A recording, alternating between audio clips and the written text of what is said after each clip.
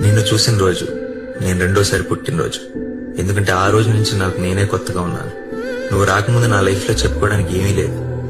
నువ్వు వచ్చాక ప్రతిరోజు ప్రతి నిమిషం ఒక అద్భుతంలా అనిపిస్తుంది. ఇప్పుడు నీతో పాటు నీ చేయి పట్టుకొని నడిస్తే చాలనిపిస్తుంది. నేను సంతోష పెట్టడానికి ప్రతిరోజు ప్రతి నిమిషం ప్రతి క్షణం ప్రయత్నిస్తూనే ఉంటాను.